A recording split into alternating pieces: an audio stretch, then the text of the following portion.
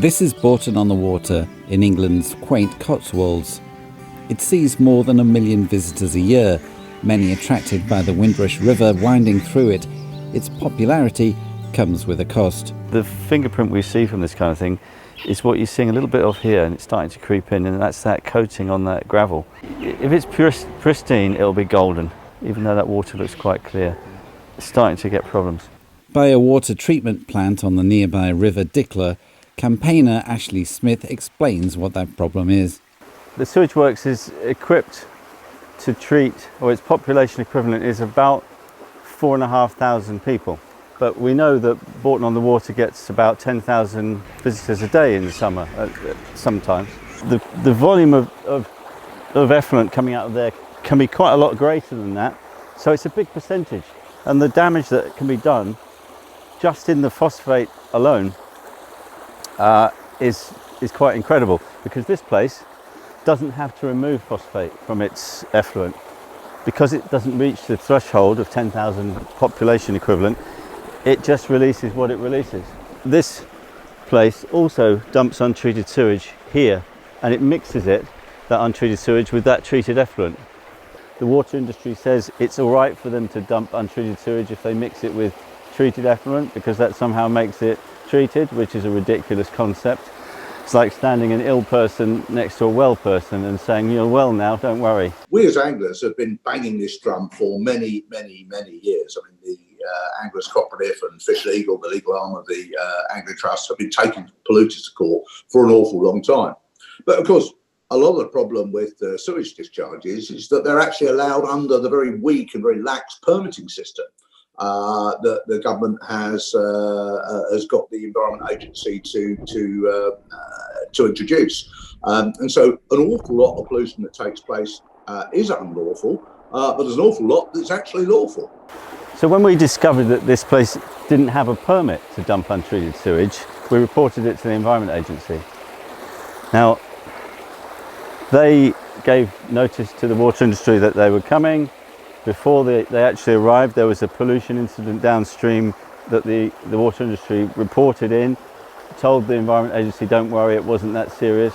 They accepted their word for it, they didn't turn up. They told us 10 days later. Politicians regularly vote for build 1 million houses here, 10,000 houses there, without any thought as to where the water's going to come from.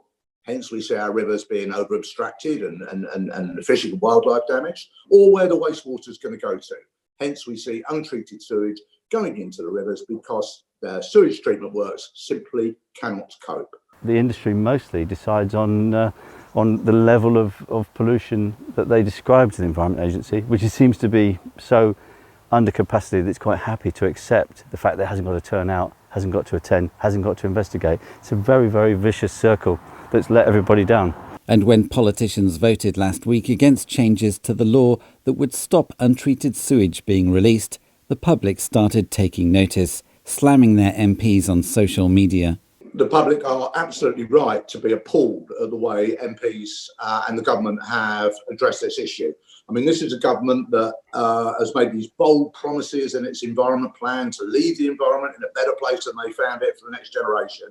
And yet they have voted en masse based on totally spurious arguments against a very sensible amendment from the House of Lords to put a legal duty on water companies to end the scandal of raw, untreated sewage going into our rivers and seas.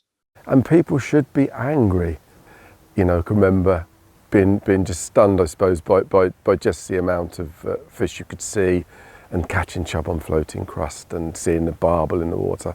Well, that's changed. I mean, for a start, there are no fish in the numbers that they were. Virtually no barbel, very few chub in most of the reaches. And the other thing is, if there were, you couldn't see them. The clarity of the water has just gone, and it's a systemic change which is happening on most of the rivers locally. The Windrush feeds into the Thames, where the scale of the issue becomes more clear. The different colours in the water are obvious. Vaughan Lewis used to work for the Environment Agency when it was still called the National Rivers Authority. You can see it with your eyes, and of course the agency used to always refer to it as perceived colour. But now You know, I've got data going back from the early 80s which showed that the Windrush was coloured, and it's much more coloured now at the lower end. And that's measured scientifically with a nephelometer, you know, nephelometric turbidity units. So it's got some, you know, some basis and some heft to it. It's not just people's perception. There is a really bad problem. Even Thames Water, when their staff came out, they accept there is a problem with the Windrush, and they're beginning to accept there are problems elsewhere. The only thing is that they suggest it might not necessarily be all down to them. Ashley tested the quality of the water on both sides of the bank where the Windrush meets the Thames. Yeah, you'll see far more fish activity on the Thames if you walk down there. There's so much more life. Okay, so this instrument will give us an instant reading range of measurements, but the most important ones we're going to look at really are going to be the dissolved oxygen and the turbidity. The turbidity is the murkiness of the water from kind of tap water at zero to whatever this turns out to be.